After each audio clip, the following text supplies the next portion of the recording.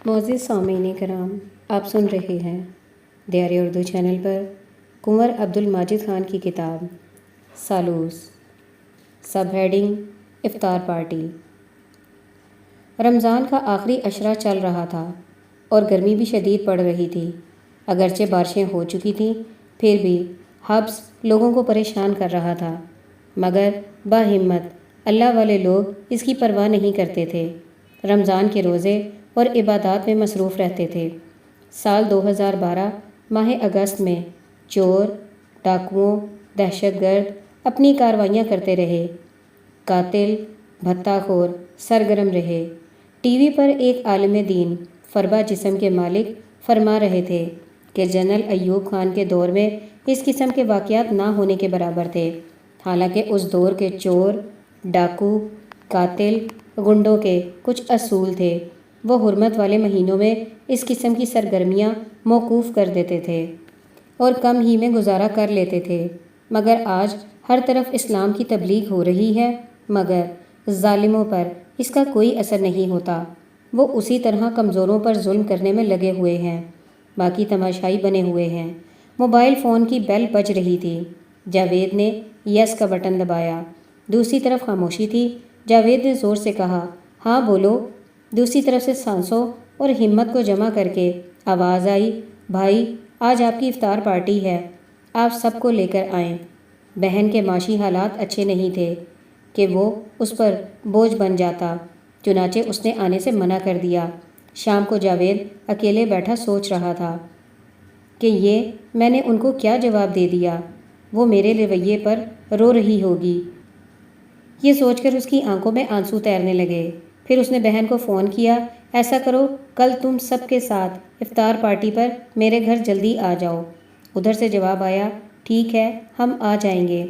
دوسرے روز شام کے 6 بجے تھے۔ گھر میں سب بے چینی سے انتظار کر رہے تھے۔ بیگم جاوید نے کہا، فون کرو کہاں ہیں وہ؟ چنانچہ فون کیا گیا۔ معلوم ہوا وہ گھر کے پاس پہنچ چکے تھے۔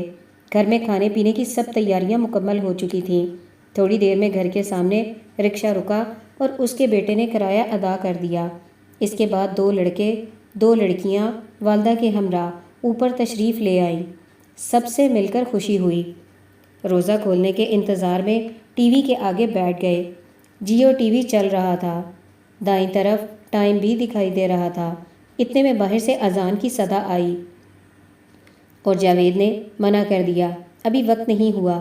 چنانچہ 2 منٹ بعد جیو نے بتایا، لاہور میں اذان مغرب کا وقت ہو چکا ہے۔ تو سب نے کھجور سے روزہ کھولا، شربت پیا۔ جاوید نے 1 ڈول دہی اور دودھ، چینی، نمک شامل کر کے لسی سی تیار کی تھی، جس کو بنانے میں اس کی بھانجی نے بھی مدد کی تھی۔ 2 گلاس خود پی کر پھر 1 گلاس بہن کے آگے رکھ دیا۔ اس نے بھی انکار نہیں کیا اور بھائی کا دل رکھنے کے لیے پی گئی، جو اس کے کمزور پھیپھڑوں اور سانس کی تکلیف کے باعث ہضم نہیں کر سکی اور الٹیاں جاری ہو گئیں۔ کچھ دیر آرام کرنے کے بعد طبیعت بحال ہوئی تو سب کی جان میں جان آئی۔ سوال پیدا ہوتا ہے کہ کسی کا دل رکھنے سے اپنی جان پر بن جائے، ایسا کرنا کیوں ضروری ہے؟ کیوں نہ دوسرے کو حقیقت سے آگاہ کر دیا جائے؟ یہ چیز میرے لیے نقصان دہ ہے۔ اس کے بعد وہ رکشے میں واپس اپنی منزل کی جانب روانہ ہو گئے۔ بھائی حسب عادت چھت پر نیلے آسمان کے نیچے تازہ ہوا میں چارپائی پر لیٹ گئے اور آسمان پر تاروں کی آنکھ مچولی سے لطف اندوز ہونے لگے۔ اب 2015 کی افطار پارٹی کا ذکر کرتے ہیں۔ الحمرا ادبی بیٹھک میں ہر روز رونق رہتی ہے، جس میں زیادہ تعداد شاعر، ادیب، دانشوروں کی ہوتی ہے، جن کو باقاعدہ انتظامیہ نے کارڈ جاری کیے ہیں۔ گلوکار، موسیقار، اداکار بھی ان کی محفل میں بیٹھ جاتے ہیں۔ پھر شوقیہ افراد بھی وارد ہو جاتے ہیں۔ مشاعرے، کتاب کی تقریب و دیگر پروگرام بھی ہوتے رہتے ہیں۔ ملک شہزاد صاحب موبائل پر دوستوں کو زندگی سے بھرپور قسم کے میسج کرتے رہتے ہیں۔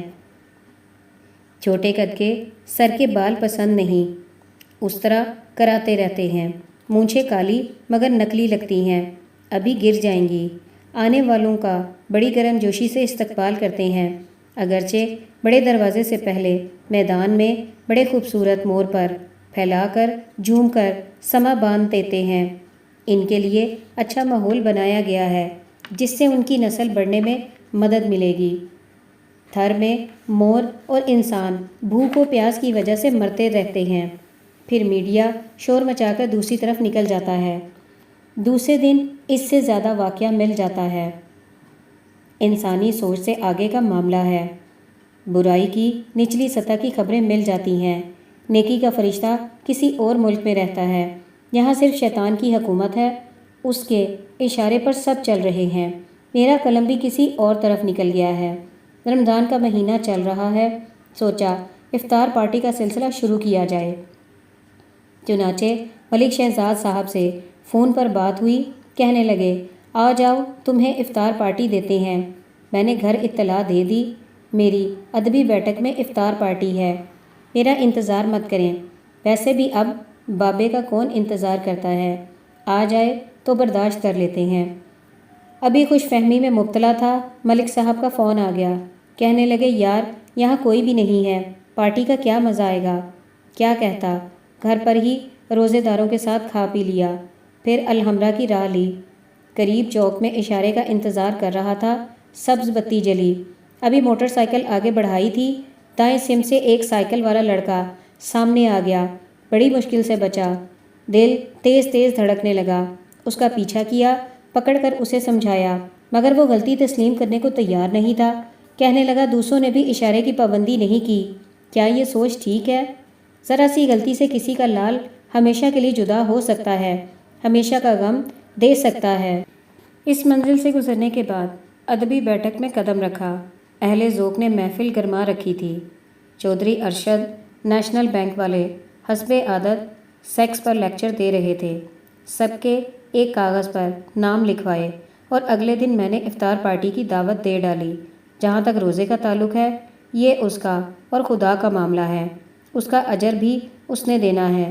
دوسرے روز دودھ والے سے 2 کلو دودھ اضافی لیا، گرم سموسے، کھجور، ٹھنڈا پانی وہاں دستیاب تھا، البتہ دودھ والی چائے سب کو پسند آئی۔ مجھے دوستوں کو خوش دیکھ کر روحانی خوشی محسوس ہوئی۔ ویسے بھی 60 سالہ بزرگوں کو اس کی ضرورت ہوتی ہے۔ نیلے آسمان پر سفید بادلوں کے ٹکڑے اور بزرگوں کے سر پر سفید بال خوبصورت لگتے ہیں۔ خدا بھی سفید بالوں والوں کی سنتا ہے اور لاج رکھتا ہے۔ چلتے چلتے ایک مسجد کی افطار پارٹی کا ذکر ہو جائے۔ میرے دفتر کے قریب جامعہ مسجد واقع ہے، پورے رمضان افطار پارٹی کا سلسلہ جاری رہتا ہے، دیگیں پکتی ہیں، کھڑکتی ہیں، پھلوں کی چاٹ، کھجور پیش کی جاتی ہے۔ ایک دن خیال آیا نماز مغرب پڑھ کر افطار یہاں ہی کریں گے، قطاریں لگ گئیں، لوگ کمرے میں ٹھس کر بیٹھ گئے، ہر طرح کے افراد شامل تھے، پیشہ ور، بھکاری، مزدور، جھگی والے، دکان والے، کچھ محلے والے۔ تقسیم کا انتظام ناجائز قبضہ گروپ کے ذمے تھا۔